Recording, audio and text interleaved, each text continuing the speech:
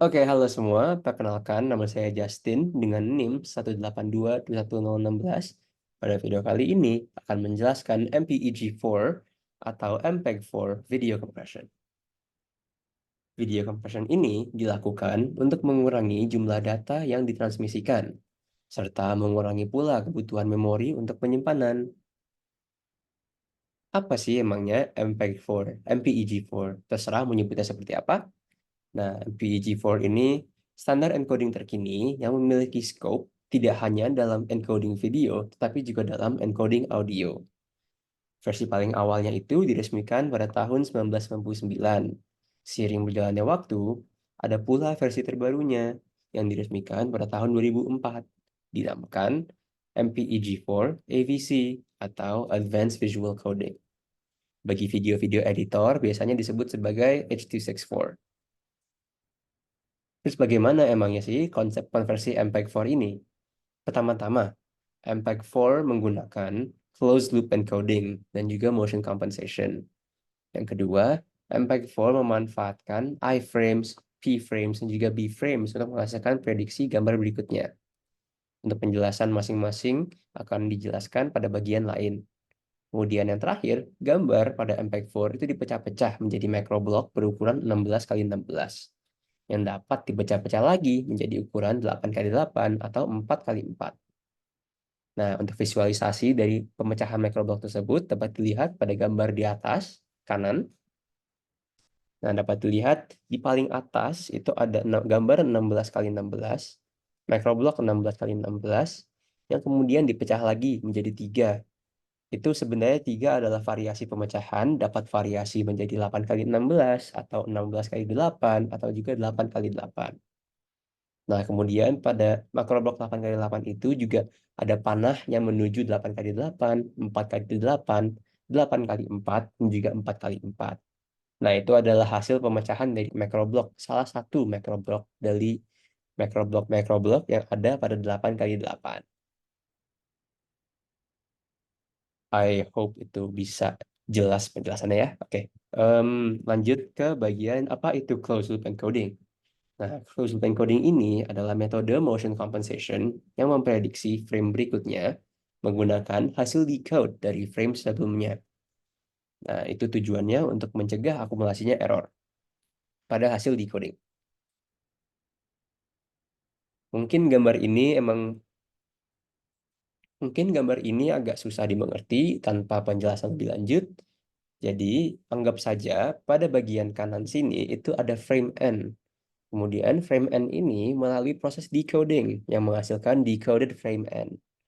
Nah, decoded frame N ini akan melalui motion compensation yang menghasilkan dua hal, yaitu motion vector encoding dan juga frame N plus 1 predicted dari decoded frame sebelumnya.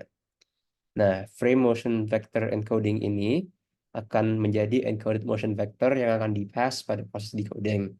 Kemudian, predicted frame N plus 1-nya dari decoded frame sebelumnya itu akan dikurangi dengan frame N aslinya yang akan menghasilkan difference image yang kemudian dikompresi menggunakan JPEG dan menghasilkan encoded image. Semoga itu gampang dimengerti. Mari kita lanjut. Apa itu motion compensation? Motion compensation ini hanya sekedar algoritma yang digunakan untuk memprediksi frame selanjutnya dari suatu video dengan memfaktorkan gerakan dari video tersebut. Nah, biasanya itu gerakannya dapat mencakup kamera atau juga objek. Untuk visualisasinya ada gambar di kanan, misal ada frame N dan juga N plus 1. Nah, itu akan dikurangi, akan menjadi difference image. Nah, difference image ini adalah bagian dari motion compensation atau hasil dari motion compensation tersebut.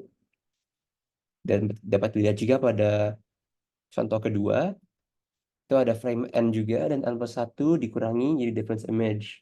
Nah, hasil difference image ini dapat dilihat itu sangat berbeda dari yang atas dengan yang di bawah. Yang di atas itu akibat tidak adanya pergerakan atau sekalipun ada pergerakan juga minim sekali.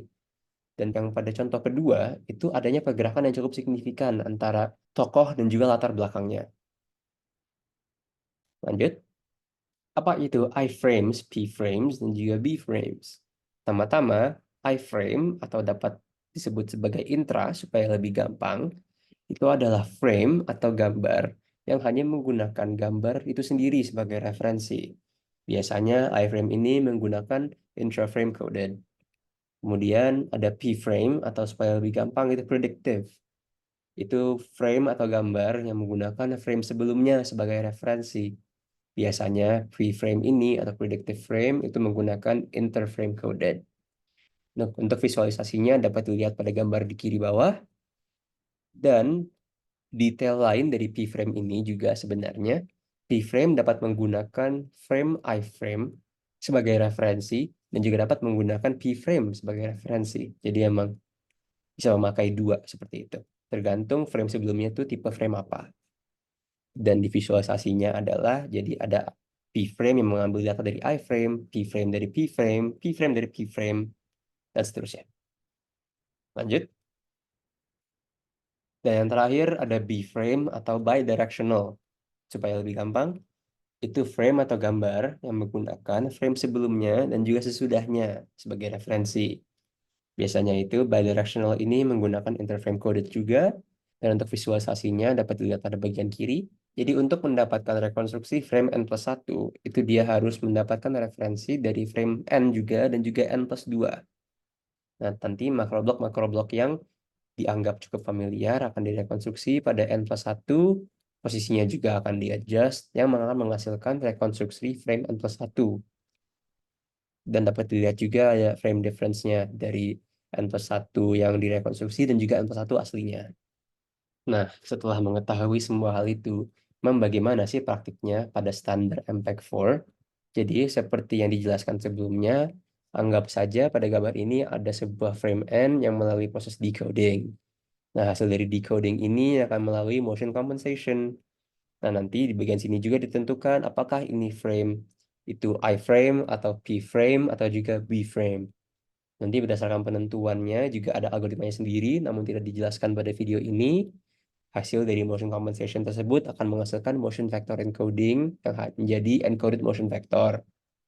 Di sisi lain, motion compensation ini juga menghasilkan frame n+1, dari hasil prediksi decoded frame sebelumnya.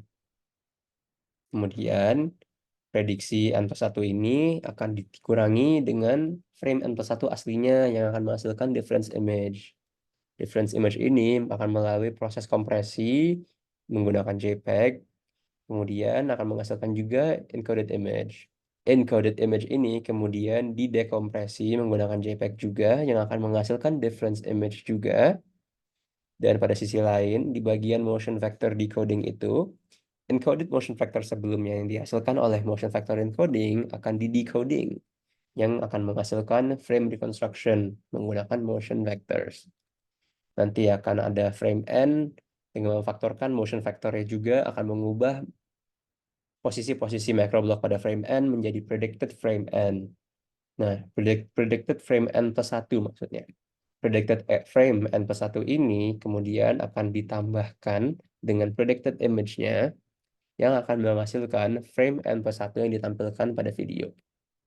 Oke, jadi begitu penjelasan dari kompresi atau standar kompresi MPEG-4, MPEG-4.